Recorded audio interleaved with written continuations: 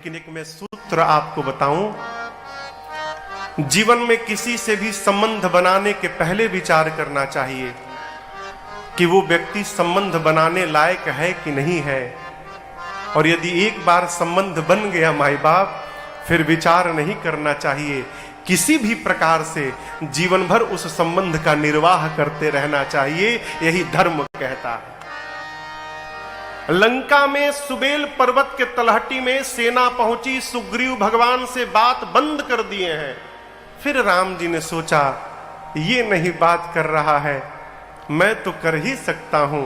आपको बताऊं बातचीत कैसे प्रारंभ भई। नरेश भैया, सुग्रीव बैठे थे, रात का समय था।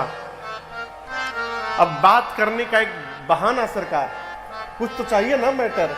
राम जी गए और सुग्रीव की गोद में अपना सर रखकर राम जी लेट गए।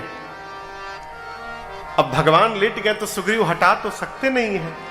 सर रखकर भगवान लेट गए और भगवान ने कहा, मित्र सुग्रीव, ये बताओ मित्र, ये चंद्रमा में जो काले रंग का दाग दिख रहा है, धब्बा, ये है क्या? अब भगवान ने पूछ दिया तो बताना ही पड़ेगा। अब सब लोग लगे अपना अपना बताने। कोई कहता है कि प्रभु पृथ्वी की छाया पड़ रही है उस पर। कोई कहता है कि प्रभु भगवान ब्रह्मा ने जब रति का मुख बनाया ना, तो चंद्रमा के सार को निचोड़ लिया, जिसके कारण उसमें दाग लग गया। कोई कहता है प्रभु चंद्रमा का भाई विष है, उसने अपने भाई को अपने हृदय में धारण किया है, वो विष का रंग दिखाई पड़ रहा है। सबने अपनी अपनी बात कही। अंत में हनुमान जी की बारी आई। हनुमान जी बोले, प्रभु चंद्रमा आपका दास है, आपका भक्त है, उसने अपने हृदय में आपको धारण किया है। चंद्रमा में वो जो श्याम रंग दिख रहा है, वो और कुछ नहीं है, वो आपका ही स्वरूप है प्रभु, और कुछ नहीं है। यहां से बातचीत प्रारंभ हुई। ऐसे सुग्रीव के साथ भगवान ने मित्रता क्यों की, प्रश्न उठता है। अब इसका उत्तर सुनिए। भगवान ने मित्रता की नहीं, मित्रता कराई गई। मित्रता किसने कराई? श्री हनुमान जी महाराज ने कराई। अब यहां पर कथा कहती है, सुग्रीव हनुमान जी की शरण में थे तो भगवान से संबंध बन गया। उसी प्रकार यदि हम भी किसी संत महापुरुष की शरण में रहेंगे तो एक ना एक दिन हमारा भी भगवान से संबंध बनेगा।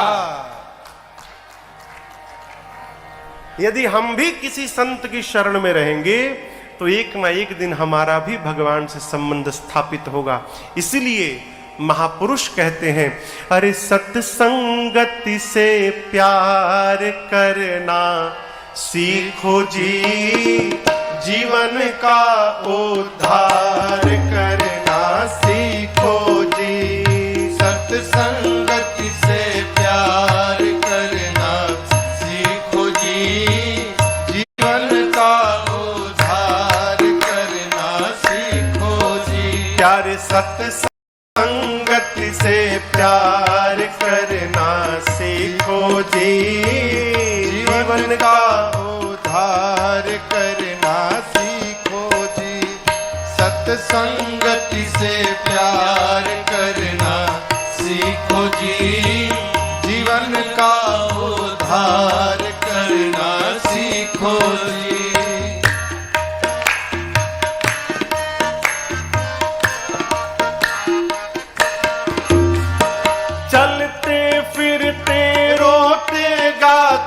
सुख दुख में मन को समझा के, चलते फिरते रोते गाते सुख दुख में मन को समझा।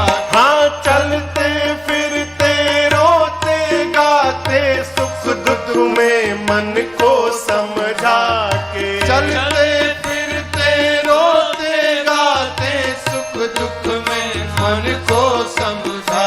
अरे प्रभु का तुम गुणगान करना सीखो जी, जीवन का उद्धार करना सीखो जी। प्रभु का तुम गुणगान करना सीखो जी, जीवन का उद्धार करना सीखो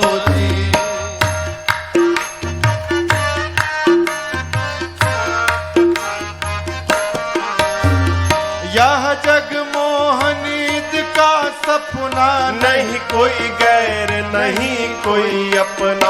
यह जग मोहनीद का सपना, नहीं कोई गैर नहीं इसलिए कोई अपना। तुम सत्य असत्य विचार करना सीखो जी। जीवन का उद्धार करना सीखो जी। सत्य असत्य विचार करना सीखो जी। जीवन का उद्धार करना सीखो जी। भिक्षु कहे सुनो मन मेरो, नर तन भव बारिद कह बेरो। भिक्षु कहे सुनो मन मेरो, नर तन भव बारिद कहवे। अब भव से बेड़ा पार करना सीखो जी। जीवन का उद्धार करना सीखो जी। भव से बेड़ा पार करना सीखो जी। जीवन का उद्धार करना सीखो जी। सत्संगत से प्यार करना सीखो जी। जीवन का उद्धार करना सीखो जी। सत्संगत से प्यार करना सीखो जी। जीवन का उद्धार करना सीखो जी। जीवन में संत का संग था हनुमान जी रूपी, अस्तु सुग्रीव का भगवान से संबंध स्थापित भया। भगवान ने बाली को गति प्रदान की। इस प्रसंग को भी मैंने बीच में स्मरण किया था आपको। अब यहां पर लोग कहते हैं कि अब यहां पर एक बात समझिएगा आप, बाली रावण को पहले ही हरा चुका है। रावण जब बाली से युद्ध करने गया तो बाली रावण को पटक दिया, पटक के बगल में दबा लिया। यहां कितने दिन तक दबाए रखा पता है? 6 महीने तक संध्या करता था पूरब पश्चिम जाके। रावण देखा ही तो बानर बहुत बलशाली है, ये मुझे मार देगा। तो देखिए किसी के साथ रहते रहते उसके स्वभाव का पता चल जाता है। नरेश भी एक सिद्धांत मैं आपसे कहूं, जीवन में जिसके साथ रहना है उसके स्वभाव को जानने का प्रयास किया जाए। यदि स्वभाव का पता चल जाता है फिर व्यवहार करने में कठिनाई नहीं होती है। और स्वभाव का पता कैसे चलता है? साथ में रहने से। बाली रावण को 6 महीने यहां दबा के रखा। 6 महीने में रावण को बाली के स्वभाव के बारे में पता चला। परिणाम लालच देकर रावण ने बाली को अपना मित्र बना लिया। भगवान चाहते तो सुग्रीव के स्थान पर बाली से मित्रता करते। बाली भगवान को बहुत आदर देता है और राम जी को जानता है। बाली भगवान के चरणों में उसकी निष्ठा है, भगवान मानता है। बाली मित्रता करता भगवान से, भगवान को कहीं जाना भी नहीं पड़ता। राम जी बैठे रहते बाली के पास किष्किंधा में, बाली स्वयं जाता, रावण को मारता और सीता जी को लेकर चला आता। ठीक ना? राम जी ने सुग्रीव से मित्रता क्यों की? अब यहां पर एक सूत्र समझिएगा, जीवन में कितना भी बड़ा लाभ क्यों न दिखाई पड़े, भूल कर भी कभी अधर्म का मार्ग नहीं पकड़ना चाहिए। हमारे तरफ कहावत है कि फायदा देखकर कायदा नहीं बदलना चाहिए। लाभ दिखाई पड़े तो अपना नियम नहीं बदलना चाहिए। बाली अधर्म के मार्ग पे चला था, रावण से मित्रता कर चुका था, आया था राम जी का काम करने और जाकर रावण से मित्रता कर लिया था। बाली इंद्र के अवतार है। भारत का सैनिक यदि किसी शत्रु देश से जाकर हाथ मिला ले, उसकी क्या सजा होगी? कहिए, मृत्युदंड। वही सजा भगवान ने बाली को दी, दूसरा कोई कारण नहीं था। यहां पर बाली को प्रभु ने गति दी, सुग्रीव को किष्किंधा का राजा बनाया और कहा, सुग्रीव मेरा काम याद रखना, क्या सीता जी का पता लगाना है। मैं प्रवर्षण पर्वत पर चतुर्मास बिताऊंगा और तुम कपियों को भेजकर, बानरों को भेजकर दसों दिशाओं में सीता जी का पता लगाना। सुग्रीव को राजा बनाकर भगवान ने बाली के बेटे अंगद को युवराज बनाया और भगवान चतुर्मास बिताने गए और सहज स्वभाव जीव का सुग्रीव भगवान को भुला गया। लोग प्रश्न करते हैं हम लोगों से कि महाराज पूजा करने बैठते हैं ना तो मन बहुत भटकता है, मन एकाग्र नहीं हो पाता है, हम भगवान को भूल जाते हैं महाराज, क्या उपाय है।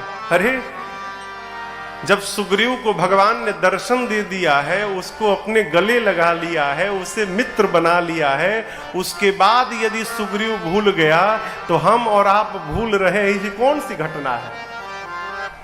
इससे घबराना नहीं कि भगवान को भूल गए, जब याद आ रहा है कि भूल गए तब से लग जाइए और ये क्रम चलने दीजिए, भूलिए लगिए, भूलिए लगिए। भगवान भी अंत में सोचने पर विवश हो जाएंगे। बार बार माया भुलवाती है, ये बार बार चला आता है, लगता है ये मानने वाला नहीं है, तब भगवान की कृपा होगी और आपका भूलना समाप्त हो जाएगा। इससे घबराना नहीं है। सुग्रीव भूल गए, भगवान को आया क्रोध, बोले निकाले बाण मार दूंगा। जिस बाण से बाली को मारा था तेही सारा हटाओ मूढ़ कहा काली, उसी बाण से कल मारूंगा सुग्रीव को। लक्ष्मण जी बोले कल क्यों भैया, एक काम करिए आप रुकिए, मैं जाता हूं, आज ही मार के आता हूं उसे। भगवान बोले इधर आओ, मारना मत। क्यों? तात सखा सुग्रीव मेरा सखा है, मारना मत उसे, जाओ केवल उसे पकड़ के डरा धमका के ले आओ। लक्ष्मण जी गए, सुग्रीव को पकड़ के लाए, आया पांव में गिर गया, त्राहि माम क्षमा करिए। भगवान ने कहा क्षमा किया, अब बोलो क्या करोगे। सुग्रीव ने कहा प्रभु तुरंत पता लगाने के लिए भेजता हूं। कपियों को बुलाया, सुग्रीव ने कहा दसों दिशाओं में जाओ, जाकर जानकी जी का पता लगाइए आप लोग, लेकिन एक नियम है, 1 महीने में वापस आ जाना है।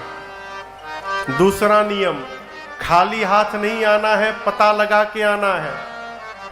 और कंडीशन रखा है क्या, यदि खाली हाथ आप लोग पता लगाए बिना आ गए तो आप लोग मेरे हाथों मार दिए जाएंगे। अब यहां पर सिद्धांत एक कहता है, वस्तुतः भारत का स्वभाव कहता है कि यहां जब तक कोई दंड विधान न हो तब तक कोई अपने ओर से सावधान रहने वाला नहीं है। फाइन मारिए सब मास्क पहनेंगे, फाइन मत मारिए कोई मास्क पहनने वाला। और यदि आपने 10,000 फाइन मार दिया तो आंख पर मास्क, नाक पर मास्क, मुंह पर मास्क, ये गर्दन में मास्क, पीछे भी मास्क लगा लेंगे। 10,000, जितना अधिक फाइन उतना mask, no fine no mask. ये क्या है, भारत का स्वभाव है। गलत तो नहीं कह रहा हूं ना। वही दंड सुग्रीव ने कहा कि बिना पता लगाए आओगे मार दिए जाओगे। सारे कपी गए, कपियों के जाने के बाद सुग्रीव ने, जो मुख्य सेनापति थे, कौन, जामवंत जी, अंगद जी, नल नील जी, द्विविध मयंद जी, सठ निसठ जी, श्री हनुमान जी, इन सबको बुलाया। बुलाकर कहा कि आप लोग सब लोग मिलकर दक्षिण दिशा में जाइए। दक्षिण दिशा में क्यों बोला सुग्रीव जी ने, क्योंकि जटायु जी ने बताया था, प्रभु लय दक्षिण दिशि गयो गोसाई। जटायु जी ने राम जी से बताया था, प्रभु रावण दक्षिण दिशा में लेकर गया है। सुग्रीव जी ने कपियों से कहा आप लोग दक्षिण दिशा में जाइए, जाकर पता लगाइए सीता जी कहां हैं। लेकिन याद रहे शर्तें यहां भी लागू हैं, आपको भी 1 महीने में ही आना है, खाली हाथ नहीं आना है। खाली हाथ आइएगा, परिणाम मेरे हाथों से मार दिए जाइएगा। सारे कपि लोग प्रणाम कर करके भगवान को जाने लगे। सबके जाने के बाद, सबसे बाद में, पाछे पवन तनय सिरुनावा, पाछे पवन तनय सिरुनावा, जानी काज प्रभु निकट बुलावा, जानी काज प्रभु निकट बुलावा, परसा शीस सरोरुह पानी, परसा ईस सरोरुह पानी, कर मुद्रिका दीन जन जानी, कर मुद्रिका दीन जन जानी, कर मुद्रिका दीन जन। जानी। सबसे अंत में श्री हनुमान जी ने प्रणाम किया। और आपको बतावें, राम जी ने किसी को नहीं बुलाया, परंतु जब हनुमान जी ने प्रणाम किया तो प्रभु ने हनुमान जी को अपने निकट बुला लिया। क्यों? देखिए, जो मालिक होता है ना, जो स्वामी होता है, उसे अपने हर सेवक की क्षमता का ज्ञान होता है। हमारे किस सेवक की क्या क्षमता है, जो स्वामी होता है वो ठीक से जानता है। राम जी जानते हैं कि जा भले सब रहे हों, काम तो मेरा हनुमान ही करके मेरे पास लौटेगा। इसलिए भगवान ने किसी को नहीं बुलाया। उसमें सबसे श्रेष्ठ जामवंत जी थे, नहीं बुलाया, हनुमान जी को बुलाया प्रभु ने। हनुमान जी आकर प्रणाम किए। प्रभु ने सिर पे हाथ फेर कर लाड़ लड़ाया और अपनी संध्या वाली अंगूठी निकाली और हनुमान जी को दिया। कहा, लाला जाकर बहु प्रकार सीत ही समुझाए हो, और कही बल विरह बेगी तुम आए हो। जाकर अनेक प्रकार से सीता जी को समझाइएगा। आप ये मुद्रिका दिखाइएगा ना, तो उनको विश्वास हो जाएगा कि आपको मैंने भेजा है। और यदि हनुमान जी इस पर भी उनको विश्वास न हो, तो आप किसी भी प्रकार से बात बात में एक बार करुणा निधान शब्द का प्रयोग करिएगा। आप जैसे करुणा निधान कहेंगे, सीता जी अवश्य समझ जाएंगी कि आपको मैंने ही भेजा है।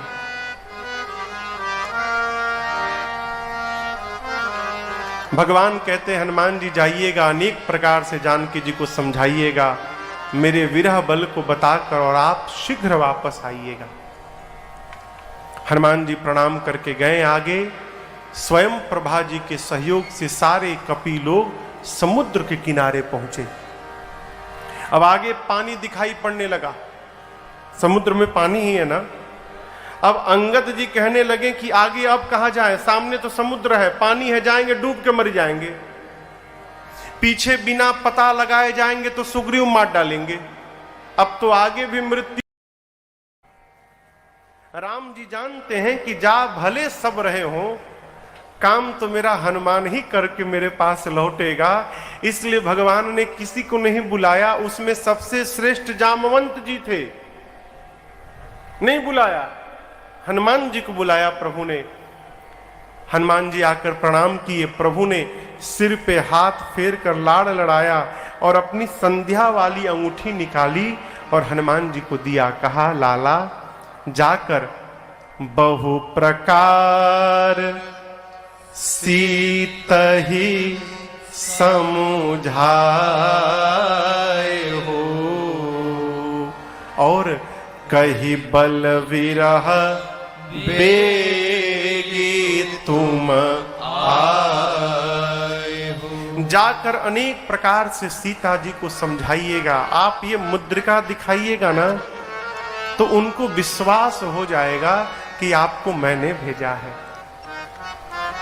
और यदि हनुमान जी इस पर भी उनको विश्वास न हो तो आप किसी भी प्रकार से बात बात में एक बार करुणा निधान शब्द का प्रयोग करिएगा।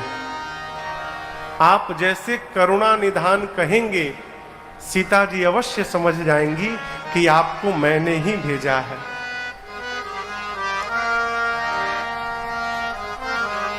भगवान कहते हैं हनुमान जी जाइएगा, अनेक प्रकार से जानकी जी को समझाइएगा, मेरे विरह बल को बताकर और आप शीघ्र वापस आइएगा। हनुमान जी प्रणाम करके गए आगे। स्वयं प्रभा जी के सहयोग से सारे कपि लोग समुद्र के किनारे पहुंचे। अब आगे पानी दिखाई पड़ने लगा, समुद्र में पानी ही है ना। अब अंगद जी कहने लगे कि आगे अब कहां जाए, सामने तो समुद्र है, पानी है, जाएंगे डूब के मर जाएंगे। पीछे बिना पता लगाए जाएंगे तो सुग्रीव मार डालेंगे। अब तो आगे भी मृत्यु पीछे भी मृत्यु। अब हम कहीं जाएंगे नहीं, हम लोग इसी समुद्र तट पर बैठेंगे और बैठे बैठे प्राण का त्याग कर देंगे। जामन जी लगे समझाने अंगद जी को। अंगद जी अधीर नहीं होते हैं। राम जी ब्रह्म है, भगवान है, राम जी का कार्य स्वयं राम जी करेंगे, हम और आप तो निमित्त मात्र हैं, चिंता मत करिए, कोई ना कोई मार्ग अवश्य निकलेगा। अभी जामन जी समझा ही रहे थे कि ऊपर एक गुफा में पर्वत पर जटायु जी के भाई संपाति बैठे थे। इनके पंख जल चुके हैं। किसके? संपाति के। और चंद्रमा नाम के मुनि ने इनको आशीर्वाद दिया था कि संपाति जी, त्रेता में जब राम जी के दूत सीता जी का पता लगाने जाएंगे तो उन दूतों के दर्शन से आपके फिर से नवीन पंख आ जाएंगे। अब इनको पता तो नहीं है संपाति को कि राम जी के दूत हैं। पंख नहीं है तो उड़ नहीं पाते हैं, उड़ नहीं पाते हैं तो भोजन नहीं प्राप्त होता है। ठीक है, भोजन नहीं मिला तो दुर्बल हो गए, कहीं जा नहीं पा रहे हैं। ऊपर से देखा नीचे इतने सारे बानर आ गए हैं। बोले वाह वाह ब्रह्मा जी, बहुत बहुत धन्यवाद आपको। कई दिनों से भूखा था मैं, आज इन सारे कपियों को खा जाऊंगा मैं। जैसे संपाति बोले तो अंगद जी सुन लिए, बोले जय हो प्रभु, अभी अभी हम लोगों ने मरने की प्लानिंग की, तब तक आपने मारने की व्यवस्था बना दी। एक ये गिद्ध है जो हम लोगों को खाने की बात करते हैं, और एक वो गिद्ध थे जटायु जी जिन्होंने राम कार्य में अपने प्राण की आहुति दे डाली। संपाति सुने जटायु, ऊपर से संपाति बोले निर्भय हो जाइए, जटायु मेरे भाई थे, क्या हुआ मेरे भाई को? जामन जी ने पूरी बात बताई। कपियों के सहयोग से संपाति जी समुद्र के किनारे गए, जल लेकर अपने भाई को तर्पण किया, और जैसे पता लगा कि ये राम जी के दूत हैं, संपाति जी के शरीर में नवीन पंख आ गया है। पंख फुला के लगे नाचने, वो नवीन पंख आया, आनंद में झूमने लगे। जामन जी बोले आपका काम हो गया ना, नवीन पंख आ गया, अब आप हमारा काम करिए। क्या काम? पता चला है कि गिद्ध बहुत दूर तक देखता है। आप देखिए कहीं सीता जी दिखाई दे रही हैं। संपाति जी लगे देखने और बोले मैं देखा हूं तुम नाही, गिद्धहि दृष्टि अपार। संपाति जी बोल रहे हैं कि मुझे सीता जी दिखाई पड़ गई। समुद्र में 100 योजन दूर त्रिकूट पर्वत के ऊपर लंका नगरी है, जहां अशोक वाटिका में एक अशोक वृक्ष के नीचे वो देखिए, वो सीता जी बैठी हैं। अब जैसे पता मिला, कपि लोग नाचने लगे, बहुत सुंदर, और सहायता करिए। बोले और नहीं करूंगा। क्यों? बूढ़ भयऊं नत करते हूं, कछुक सहाय तुम्हारा। बूढ़ा हो गया हूं, शरीर में बल नहीं है, नहीं तो आपकी सहायता अवश्य करता मैं। हाँ, एक काम अवश्य कर सकता हूं, आप में से कौन वहां जाएगा ये बता सकता हूं। जामुन जी बोले कौन जाएगा? संपाति बोले जो एक छलांग में 100 जोजन की दूरी तय कर लेगा। जोजन समझ में आता है आपको? जोजन, एक जोजन में कितनी दूरी? हाँ, एक जोजन में 4 कोस। एक कोस में कितना किलोमीटर? 3। तो एक जोजन में कितना किलोमीटर हुआ? 12 किलोमीटर। एक जोजन में 12 किलोमीटर, 100 जोजन में 1200 किलोमीटर। संपाति जी बोले जो 1200 किलोमीटर लंबी छलांग यानी 100 जोजन की छलांग लगाने में सक्षम है, वही सीता जी का पता लगाने वाला है। यहां जंप मारे तो 1200 किलोमीटर बाद उतरे। संपाति बोल के चले गए। संपाति जी के जाने के बाद जितने कपी लोग गए थे सब एक दूसरे का मुख देखने लगे, कौन जाएगा? कौन जाएगा 1200? एक कपी ने कहा कि जामुन जी मैंने एक बार 20 जोजन की छलांग मारी थी। एक ने कहा तुम 20 गए थे, मैं तो 40 जा चुका हूं। एक कपी ने और हिम्मत बानी, तुम 40 गए थे, मैं कोशिश करूंगा 50 जोजन चला जाऊंगा। जामुन जी देखिए ये सब तो धीरे धीरे बढ़ने लगे। बोले बहुत सुंदर, 50 के आगे कोई जाने वाला यहां पर है? एक कपी ने कहा मैं 70 जोजन जाऊंगा जामुन जी। बोले बहुत सुंदर, 70 के आगे कोई वीर यहां पर? एक बोला मैं 90 जोजन जाऊंगा। बोले बस पहुंचने वाले हो, एक और बढ़ो पहुंच जाओगे। 90 के आगे कौन जाएगा? अब कोई सांस नहीं ले रहा है। जामुन जी बोले 90, 91 आगे बढ़ो, 90 1.5 आगे बढ़ो, कोई सांस नहीं ले रहा है। अब 90 वाला कहे मैं जाऊं, हर 2 मिनट में बोले जाऊं। जामुन जी बोले कहां जाऊं? 90 नहीं 99 जाओगे, डूब के मरी जाओगे। 100 जोजन की छलांग लगानी है। अरे जामवंत जी को आवेश आ गया हो। बोले आप लोग अपने आप को युवान कहते हैं, शर्म नहीं आती? मैं बूढ़ा हो गया हूं, शरीर में पहले के समान मेरे बल नहीं रहा, नहीं तो मैं बताता क्या दूरी होती है। भगवान जब बलि को बांधने के लिए त्रिविक्रम रूप धारण किए थे, उस समय मेरी युवा अवस्था थी और मैंने 2 घड़ी में भगवान की 7 परिक्रमा लगाई। युवा अवस्था थी मेरी। आप लोग युवान हैं, शर्म नहीं आती कहने में 70 जाऊंगा 90 जाऊंगा? जवानी को ललकारा ना तो अंगद बोले मैं जा तो सकता हूं, वापसी की गारंटी नहीं है कि आ पाऊंगा। अब जामुन जी मन में बोले जब जाके आ ही नहीं पाओगे तो बीच में लबर लबर क्यों बोल रहे हो भाई? जाना नहीं है, जाकर वापस भी आना। बोले अरे नहीं नहीं, आप तो युवराज हैं, आपको कैसे भेज देंगे?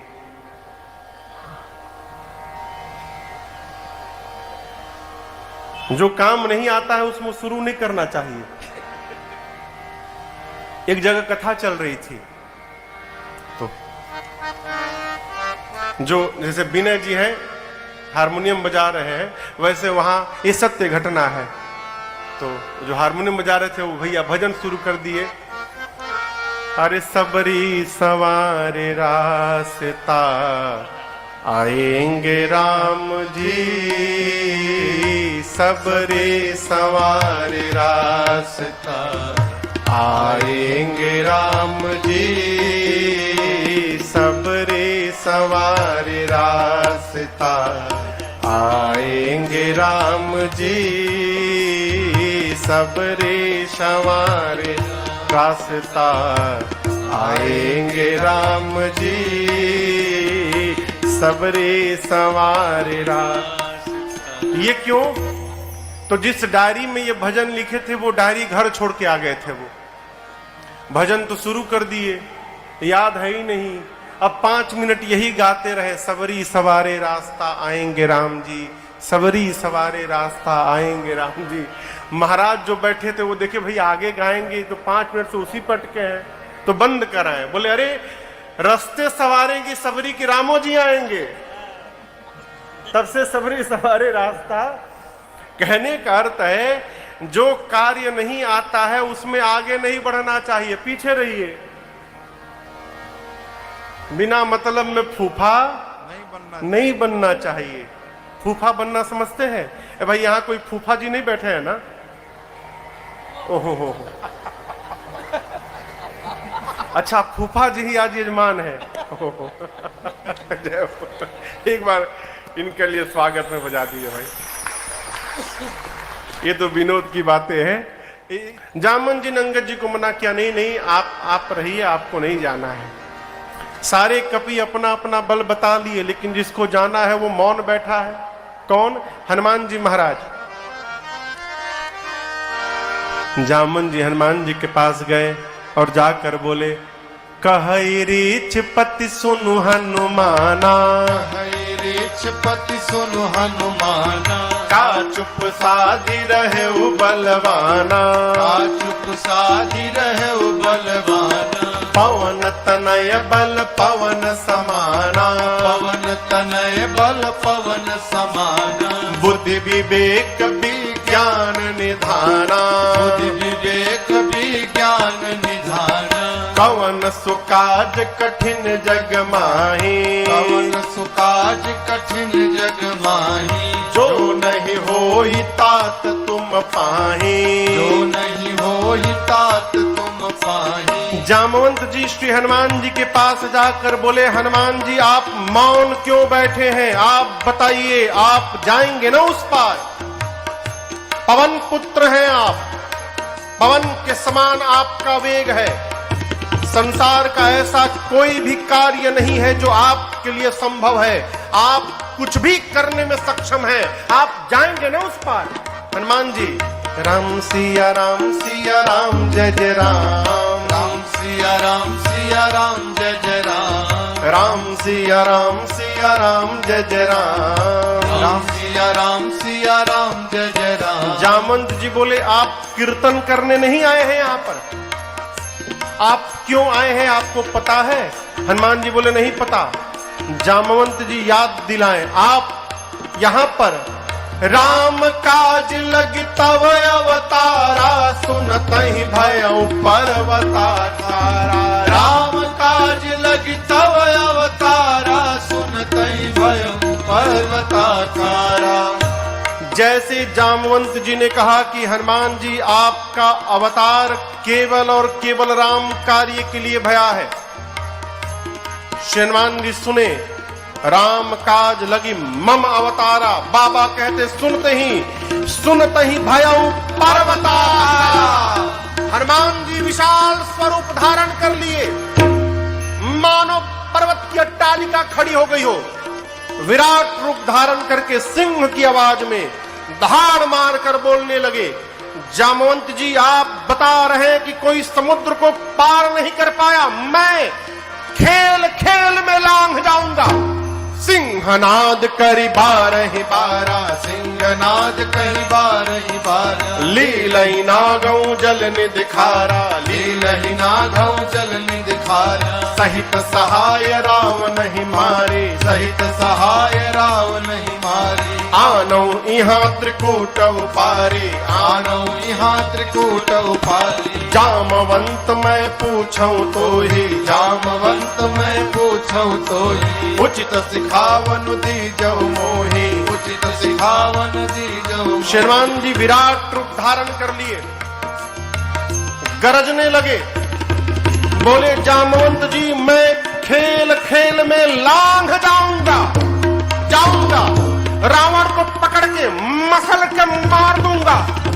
कहिए, आप कहिए, रावण के साथ उसकी पूरी सेना को समाप्त कर दूंगा। आप कहिए, लंका को त्रिकूट पर्वत के साथ उठाकर आपके चरणों में लाके रख दूंगा। क्या करूं मैं? क्या करूं कि रावण को मार के आऊं, कि रावण के साथ पूरी सेना को समाप्त कर दूं, कि लंका को उठा कर ले आऊं? इन तीनों में से क्या करूं? जामवंत जी बोले, पहले नीचे आइए, पहले बराबरी में आइए। आप न रावण को मारिएगा, न सेना को मारिएगा, न लंका लेके आइएगा, कुछ मत करिएगा। हनुमान जी बोले करूंगा क्या? जामवन जी बोले बस इतना करहु तात तुम जाए, इतना करहु तात तुम जाए, सीतहि देखी कहूँ सुध आए, सीतहि देखी कहूँ सुध आए, सीतहि देखी कहूँ सुध आए। जामन जी ने कहा केवल चुपचाप जाइए, जाकर सीता जी का पता लगाइए और चुपचाप चले आइए, आकर राम जी को सीता जी के बारे में बताइए। बस क्या करिए?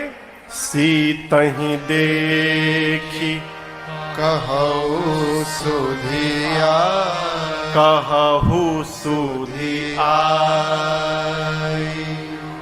आप जाइए, सीता जी को देखिए और उनकी जो सुधि है, उनकी जो स्थिति है वास्तविक, वो आकर राम जी से बताइए। हनुमान जी बोले इतना दूर जाऊंगा, रवणवा को 2-3 फाइट मारूंगा नहीं, फिर जाने का मतलब क्या है? जामन जी बोले नहीं नहीं नहीं नहीं नहीं, रावण को टच मत करिएगा, वो हमारा आपका काम नहीं है, उसके लिए तो भगवान ही पर्याप्त है।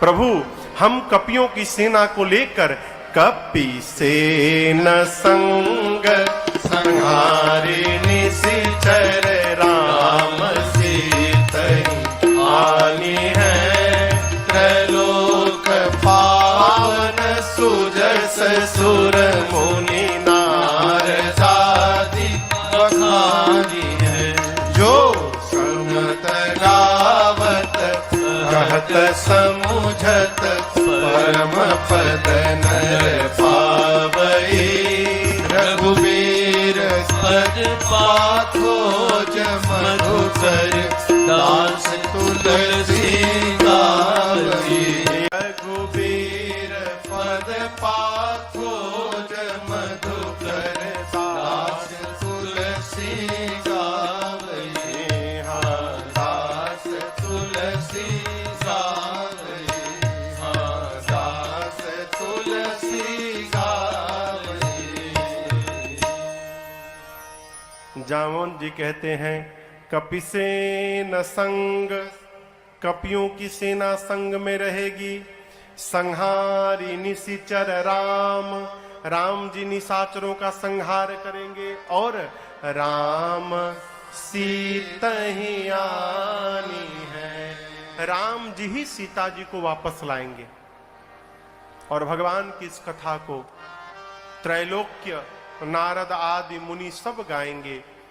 भगवान की इस कथा को जो सुनत गावत कहत समुझत परम पद नर पावई।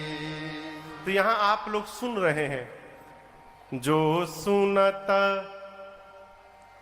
ये लोग गा रहे हैं, गावत हम कही रहे हैं, कहत और हम तीनों मिलकर समुझत। बाबा कहते हैं जो इस कथा को कहेगा, गाएगा, सुनेगा, समझेगा, अंत समय में परम पद नर पावई। वो शरीर त्याग करने के बाद स्वर्ग नरक में नहीं जाएगा, वो सीधे भगवान के परम धाम के अधिकारी हो जाएगा और भगवान के धाम चला जाएगा। ये इस कथा का फल है। यहां पर किष्किंधा कांड की कथा पूरी भई।